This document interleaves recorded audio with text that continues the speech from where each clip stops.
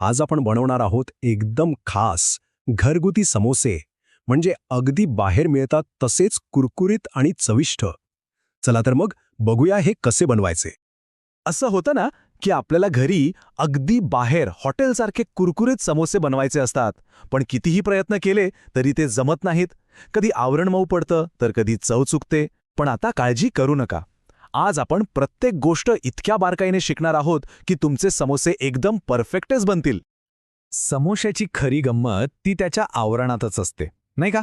आतलं सारण कितीही भारी असलं, पण जर बाहेरचं आवरणच कुरकुरीत नसेल तर सगळी मजाच निघून जाते.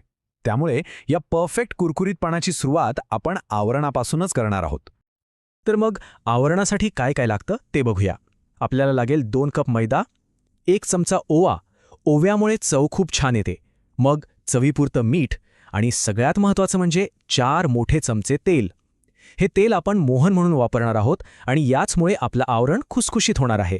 आणि हो, लागेल तसं पाणी तर आहेच. कृती एकदम सरळ आहे. एका भांड्यात मैदा, मीठ आणि ओवा घ्या. त्यात तेल घालून हातानेच पिठाला चांगलं चोळून घ्या, म्हणजे तेल पिठाच्या प्रत्येक कणाला लागतं. यानंतर थोडं थोडं पाणी घालून एकदम घट्ट पीठ मळायचं आहे. लक्षात ठेवा, पीठ अजिबात सैल नको. आणि मग एका ओल्या कपड्याने झाकून त्याला बाजूला ठेवून द्या. आता ही पायरी खूप महत्त्वाची आहे बरं का. पीठ मळलं की झालं असं नाही. त्याला कमीत कमी 20 ते 25 मिनिटं तरी आरामात मुरू द्यावं लागतं. यामुळे काय होतं, पीठ छान सेट होतं, लाटायला सोपं जातं आणि समोसे तळल्यावर त्याला छान पापुद्रे सुटतात. त्यामुळे घाई अजिबात करायची नाही. ठीक आहे, तर आपलं आवरण तयार होतंय. आता आपण वळू या समोशाच्या दिलकडे, म्हणजे त्याच्या चमचमीत सारणाकडे. कारण आवरणाबरोबर सारणाची चव जमली तरच मजा आहे.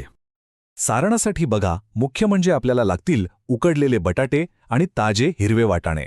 आणि चवीसाठी जिरे, मोहरी, बारीक चिरलेली हिरवी मिरची, आलं, हळद, तिखट, धणे, जिरेपूड आणि हो, चिमूटभर हिंग. याच मसाल्यांमुळे सारणाला ती बाजारातल्या समोसासारखी झणझणीत चव येते. आता सारण बनवणं खूप सोपं आहे. कढईत तेल गरम करून त्यात मस्त मोहरी जिऱ्याची फोडणी द्या. ती तडतडली की त्यात हिंग, आलं, मिरची घालून परता. मग वटाणे घालून जरा वेळ परता. आता त्यात उकडून कुस्करलेले बटाटे आणि सगळे कोरडे मसाले घालून एकत्र करा. शेवटी भरपूर कोथिंबीर घालून गॅस बंद करा. आणि एक गोष्ट लक्षात ठेवा, हे सारण वापरण्याआधी पूर्णपणे थंड झालं पाहिजे. चला तर मग, आपलं पीठ मस्त मुरलंय, सारण पण थंडगार झालंय. आता येतो सगळ्यात इंटरेस्टिंग भाग, समोसे घडवण्याचा आणि तळण्याचा. इथंच खरी गंमत आणि कला आहे. आता काय करायचं, जे पीठ मुरलेलं आहे त्याचे एकसारखे छोटे गोळे करून घ्या. एका गोळ्याची जरा जाडसर पुरी लाटा आणि सुरीने बरोबर मधोमध कापा.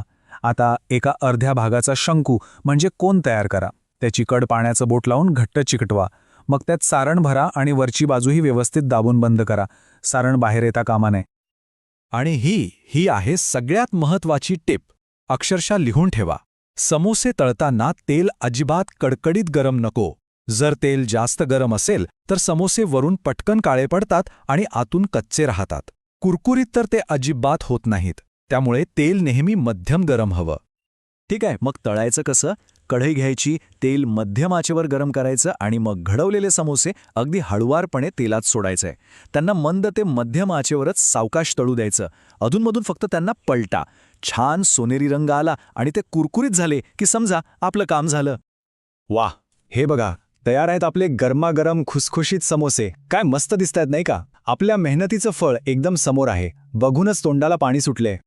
जाता जाता आपण काही महत्त्वाचे मुद्दे पुन्हा एकदा लक्षात घेऊया, म्हणजे तुमचे समोसे कधीच चुकणार नाहीत. पहिलं, पीठ घट्ट मळा. दुसरं, त्याला किमान 20 मिनिटं मुरू द्या. तिसरं, सारण पूर्ण थंड झाल्यावरच वापरा. चौथं, कडा व्यवस्थित पाण्याने बंद करा. आणि पाचवं, सगळ्यात महत्त्वाचं, समोसे मंद आचेवर तळा. बस एवढं केलं की झालं. मग आता हे गरमागरम समोसे तयार आहेत. पण प्रश्न हा आहे की हे खायचे कशासोबत? मस्त पुदिन्याच्या तिखट चटणीसोबत की मग चिंचेच्या आंबटरोट चटणीसोबत?